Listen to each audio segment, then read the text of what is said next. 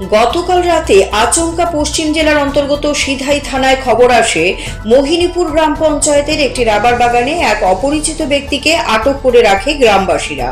তারপর এসডিপিও এবং ডিসিএম সহযোগে এসআই রথীন্দ্র দেববর্মা সিধাই থানার আরক্ষা কর্মীদের নিয়ে ঘটনাস্থলে পৌঁছান।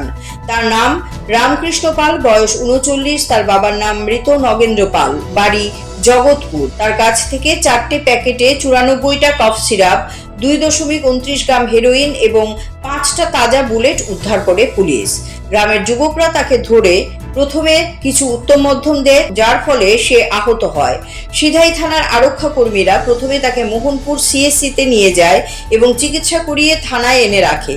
তার বিরুদ্ধে এনডিপিএস মামলা অনুযায়ী একটি মামলা গ্রহণ করা হয়, পাশাপাশি অস্ত্র আইনেও ধারা যুক্ত করা হয়। আজ 13ই জানুয়ারি তাকে রিমান্ড চেয়ে আদালতে প্রেরণ করা হয়। গতকাল সন্ধ্যার দিকে আমাদের কাছে একটা ইনফরমেশন আয়ে যে মোহিনীপুর রাবার বাগানে একজন অপরিচিত লোককে কিছু পাবলিক আটক করে রাখছে এবং সঙ্গে নেশা সামগ্রী আছে বলে।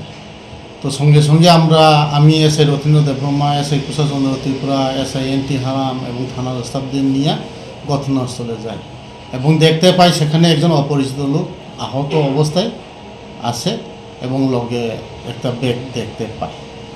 তো তারে জিজ্ঞাসা করে জানতাম পারি যে এর নাম রামকৃষ্ণ পাল, বয়স 39, বাবার নাম মৃত নগেন্দ্র পাল, গ্রাম জগৎপুর। এবং সঙ্গে সঙ্গে এসডিপিও সাহেবকে ইনফরমেশন দেওয়া হয়। এসডিপিও সাহেব এবং ডিসিএম সাহেব ঘটনাস্থলে আসার পরে আমরা সার্চ করি প্রথমেই আমরা পাই টোটাল 4টা প্যাকেটে, ছোটো প্যাকেটে 4টা প্যাকেটে 94টা স্কাপ। এরপরে পাই 3টা সব কেস। ওজন করে জানতাম পারি টোটাল হিরোইনের ওজন 229 গ্রাম এবং 5টা 9mm বুলেট, লাইভ বুলেট পাওয়া যায়।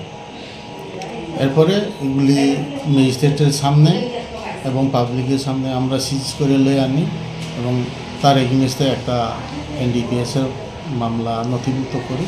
আজকে সেটা আমরা কোর্টে পাঠিয়ে আছি।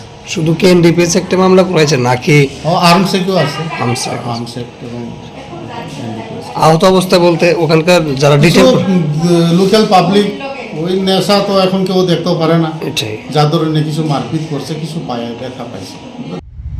Siri TV, channel for news and entertainment.